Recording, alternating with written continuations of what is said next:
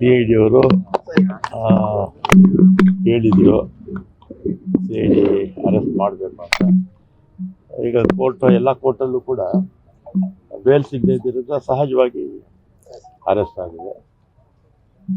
ಈಗ ಸಚಿವ ಸಂಪುಟ ಪುನರ್ರಚನೆ ಆಗುತ್ತೆ ಅದೆಲ್ಲ ಏನು ಗೊತ್ತಿರಪ್ಪ, ಏನು ಕೇಳಬೇಡಿ. ನೋಡಿ, ನಿಮ್ಮ ಜಿಲ್ಲಾ ಮಂತ್ರಿಗಳಿದ್ದಾರೆ, ಅವ್ರನ್ನ ಕೇಳಿ. ಎಷ್ಟು ಗೊತ್ತಿದೆಯೋ ಅಷ್ಟೇ ನನಗೆ ಗೊತ್ತಿರೋದು. ಇಷ್ಟು ದಿನ ಚರ್ಚೆ ಇರಲಿಲ್ಲ. ಅದರಿಂದ ನೀವು ಯಾವತ್ತನ ಸಿಕ್ಕಿದಾಗ ಶಿವಕುಮಾರ್ ಅವ್ರನ್ನ ಕೇಳಿ. ಇಲ್ಲ, ಈಗ ನೀವು senior leader sir Congress. Yathindra statement ಕೊಟ್ಮೇಲೆ DK ಅವ್ರು ಡೆಲ್ಲಿಗೆ ಹೋಗ್ತಾರೆ ಅಂದ್ಮೇಲೆ ಏನೋ ಒಂದು ಇರುತ್ತೆ ಅಂತ. ಗೊತ್ತಿಲ್ಲ, ಅವ್ರು ಬಂದಾಗ ನೀವೇ ಕೇಳಿ. ಸರ್ ನೀವು ಗೊತ್ತಿಲ್ಲ ಅನ್ನೋ ಅರ್ಥದ ಮೂನಾಹಾನ ಸರ್. ಸರ್, ಜಮೀರ್ ಅವರು 2028 CM ಸಿದ್ದರಾಮಯ್ಯ ಇರ್ತಾರ. ಮುಂದೆ ಬೇಕಾದ್ರೆ ಬೀದಿ ದಾಸಯ್ಯ CM ಮಾಡ್ರಿ. ಇಂಡೈರೆಕ್ಟ್ ಬೀದಿ ದಾಸಯ್ಯ ಅಂದ್ರ ಸರಿ ಇಲ್ಲ.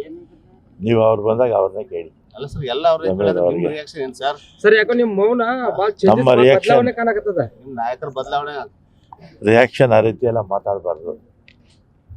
ನಾವು ಏನೇ ಮಾತಾಡೋದು ಪಕ್ಷಕ್ಕೆ ಹಾನಿ ಆಗುತ್ತೆ, ಅದರಿಂದ ಮಾತಾಡಲ್ಲ. ಸರ್ 2028 ಸಿದ್ದರಾಮಯ್ಯ ಇರ್ತಾರ, ನಾಯಕತ್ವ ಬದಲಾವಣೆ ಆಗಿ ಸರ್ ನೋಡಿ, ನಿಮಗೆ ಗೊತ್ತಾಗುತ್ತೆ.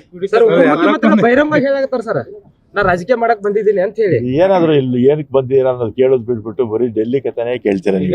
ಅಲ್ಲ ನಡೀತಾ ಇದೆ ಡೆವಲಪ್ಮೆಂಟ್. ನಿಮ್ದು ಕಾಂಗ್ರೆಸ್. ಈಗ ಸರ್, ಈಗ ನೀವು ಸೀನಿಯರ್ ಲೀಡರು.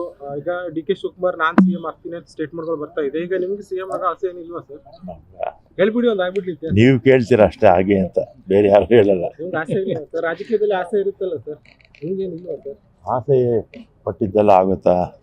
ಈ ನೀವು ಏನೇನೋ ಆಸೆ ಪಟ್ಟಿರ್ತೀರ, ಆಗುತ್ತಾ? ಈಗ ನೀವು ಮೂಲ ಕಾಂಗ್ರೆಸ್ಸಿಗವರು ಅಂದ್ರೆ ನಿಮ್ ಮಾತಿನ DK ಅವ್ರು ಆಗಲ್ಲ ಅಂತ ಅರ್ಥ.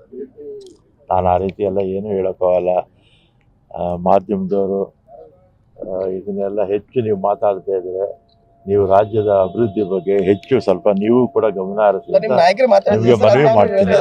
6 ತಿಂಗಳಿಂದ ತಾವೇ ರಾಜ್ಯದ ಸರ್ಕಾರ ಅಭಿವೃದ್ಧಿ ಬಗ್ಗೆ ಮಾತಾಡ್ತಾ ಇಲ್ಲ, ಬರೀ ನಾಯಕ ಬದಲಾವಣೆ ಚರ್ಚೆ ಸರ್. ನಾನು ಯಾವತ್ತೂ ಅಭಿವೃದ್ಧಿ ಬಗ್ಗೆನೇ ಮಾತಾಡೋದು. ಇಲ್ಲ, ಸಾಕಷ್ಟು ಶಾಸಕರು ಮಾತಾಡ್ತಿದ್ದಾರೆ ಸರ್.